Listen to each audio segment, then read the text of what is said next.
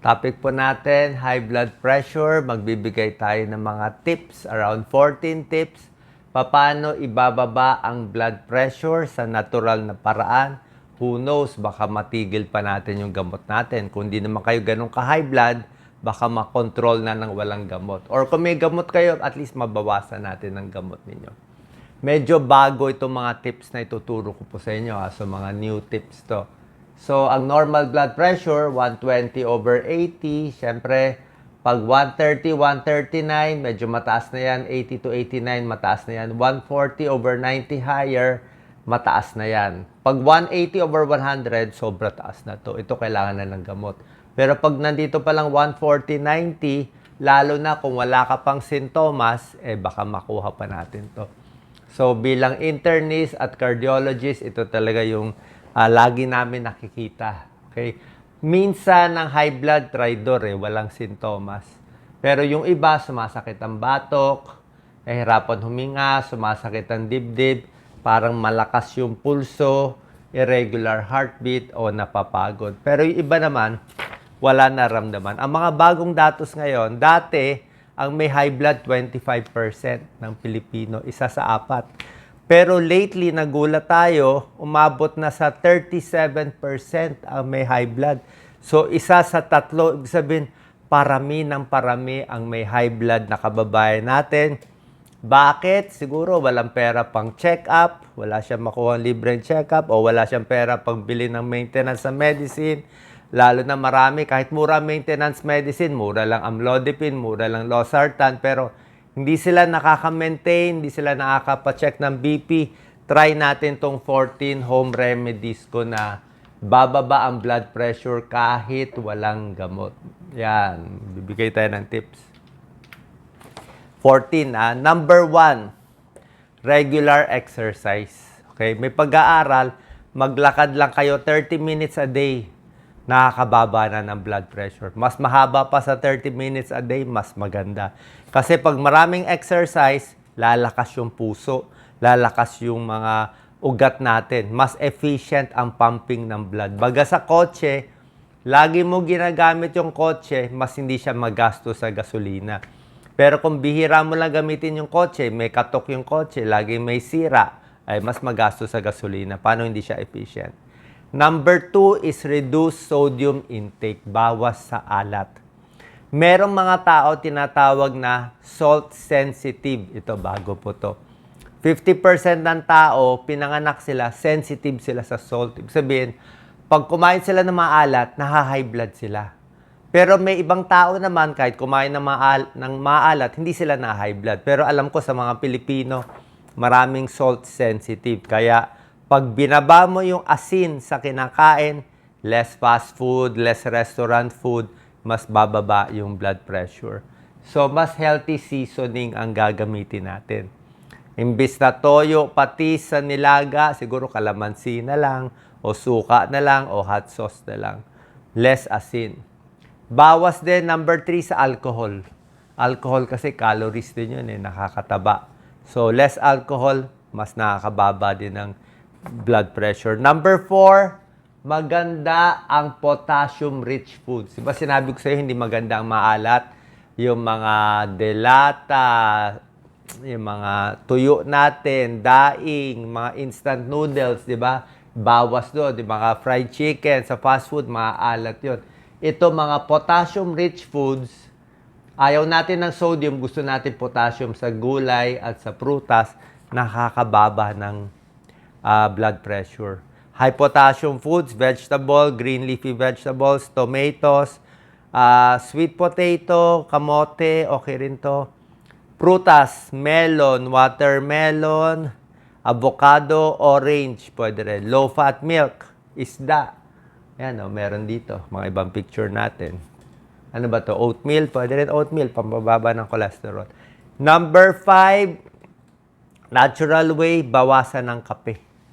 May mga tao sensitive sa caffeine. Pag uminom ng kape, nagpapalpitate sila, tumataas ang blood pressure. So, hindi natin masabi kung sino yung sensitive. Pero yung iba naman, kahit uminom ng kape, okay lang sa blood pressure. So, depende sa tao. Number 6 tip, bawas sa stress.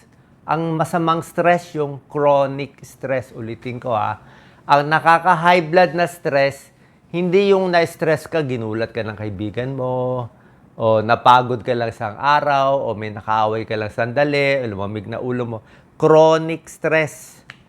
Ilang taon mo na kasama yung partner mo, yung mister mo, o yung misis mo, lagi kayo nag-aaway gabi-gabi.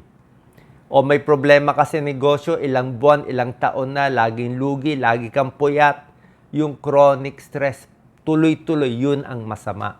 Yun ang magpapasikip ng ugat sa puso, higher risk for heart attack, nagpapabilis ng heart rate, at bukod sa chronic stress, kulang sa tulog.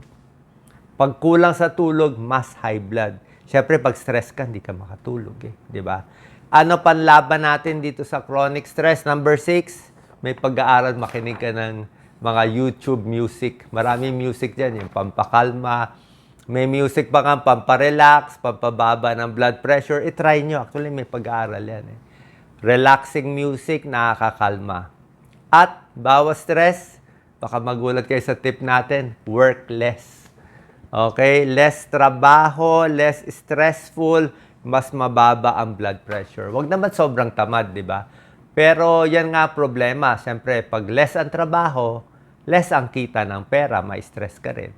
Pag sobra ka naman sa trabaho, marami kang pera, pero baka ma-high blood ka. So, piliin mo yung tamang dami ng trabaho na kaya mo na hindi ka na high blood. Number 7, have to lose weight. Okay? Kailangan magpapapayat talaga. Pag pumayat ka ng 10 pounds, pwede bumaba ang blood pressure mo ng 5 to 10 points. Okay? Ibaba mo lang. Pag bumaba ng 5 to 10 points ang blood pressure mo, baka hindi mo na kailangan minom ng gamot. Number 8, syempre sigarilyo, titigil. Sigarilyo, nakakataas ng blood pressure, nakakasira ng ugat, sa puso, nakaka-high blood siya talaga. Number 9, iwas talaga dito sa mga bad foods.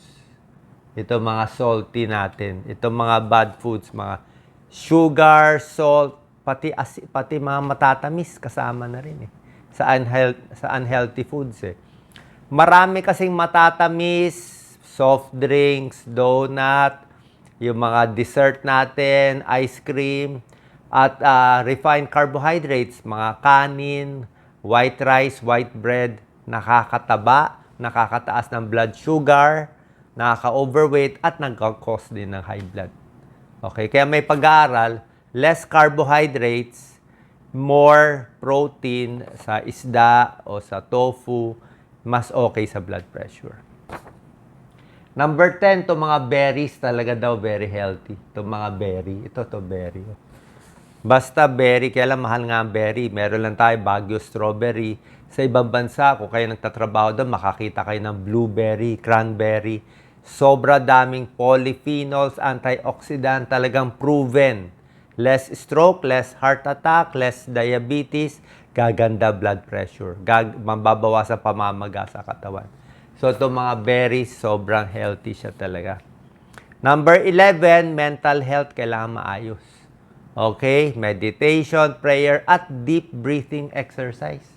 Ito, mabilis magpababa ng blood pressure at heart rate. Merong iba nga, yung mga diver, o yung mga nag-swimming talaga na underwater, natututo sila ayusin yung heart rate nila, napapabagal nila. So, deep breathing exercise, ganito dapat, lagay yung isang kamay sa tiyan, tapos, paghinga, palakihin ang tiyan. Hindi dapat lumalaki yung dibdib, yung tiyan lumalaki. Ibig sabihin, diaphragmatic breathing yan. Mas maraming oxygen papasok. Pag lumaki ang tiyan, bababa ang diaphragm, hinga sa ilong, exhale sa bibig, mabagal. Pag hinga mo, mga 5 seconds. Dahan-dahan. Pigil hininga, 4 seconds. Tapos exhale mo, mga 8 seconds. Mas mabagal, bababa blood pressure. Mag-isip ka ng nakakakalma. Eat calcium-rich foods. Maganda rin ang calcium-rich foods, Yogurt, milk, calcium-rich foods. Nakita nila, potassium and calcium-rich foods, maganda sa blood pressure. Sodium ang masama. Sodium ang masama, maganda ang potassium at calcium-rich foods. Low-fat milk, isda, may calcium yan, yung mga, kahit mga sardinas, tofu, green leafy vegetables. Number 13, garlic. Ayan garlic pampababa ng blood pressure. Kompleto pala tong picture natin eh. Diba? Bawang. Gano'ng karaming bawang? 2 hanggang 3 butil. Bababa ang blood pressure pero bahagya lang. So bilang internist at cardiologist, syempre ito, nakakatulong to lahat ng tips ko. Maybe bababa blood pressure mo 5 points, 10 points. Pero pag sobrang taas talaga blood pressure nyo, ay baka kailangan nyo maintenance. Kung na heart attack na, may komplikasyon na, may kidney problem na, malamang kailangan mo maintenance. Pero kung wala naman, bata ka pa, nag-uumpisa pa lang high blood mo, subukan natin to. Tsaka kahit umiinom ka ng gamot, gagawin mo rin to eh. So bawang maganda. 2-3 butil. Wag lang sunugin, medyo luto lang.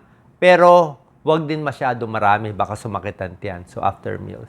Fish oil supplements, bukod sa isda, kung di makakain ng isda, pwede rin ang omega-3 fatty acids fish oil supplement. At syempre, pag kinombine mo lahat itong lifestyle change, mas maganda. Okay? Nakita nyo na. Papakita ko sa iyo summary. 14 tips, number 14, lifestyle change. Yung mga bad foods na sinabi ko, parang masama sa high blood, ayan salt, alam nyo na.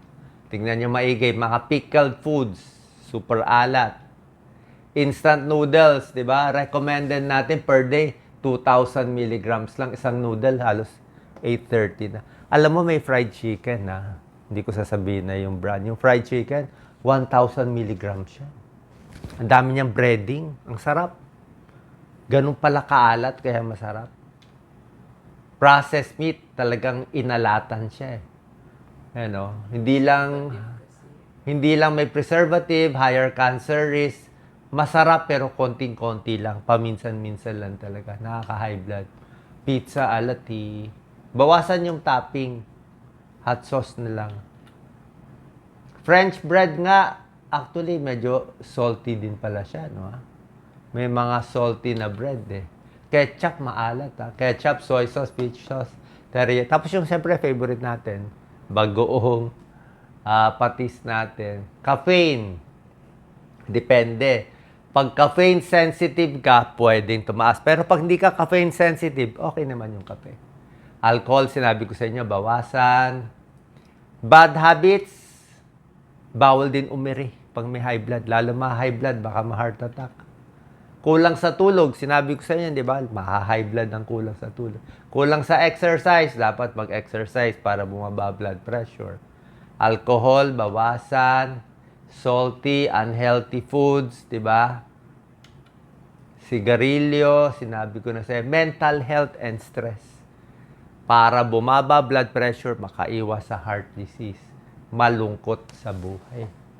Mainly mental health yung mas malungkot talaga. Chronic stress Yung lungkot mo, titigas leeg mo, titigas likod mo, titigas yung katawan mo, kukunot yung mukha mo, plus yung mga ugat mo sisikip, kaya na high blood. Parang overweight, syempre. Sabi ko nga, mas overweight, 20 pounds overweight, sobra ka ng 20 sa blood pressure mo. Pag nagpapayat ka lang, na-control mo weight mo, baka mawala yung high blood mo, hindi mo na kailangan uminom na gamot. Kaya check lagi ang blood pressure mo. Okay, ito po final slide natin. Exercise, morning walk, relax, no stress, matulog, at lastly, uminom ng maraming tubig. May pag-aaral po yan. 8 to 10 glasses of water for some reason. Basta hindi dehydrated ang katawan.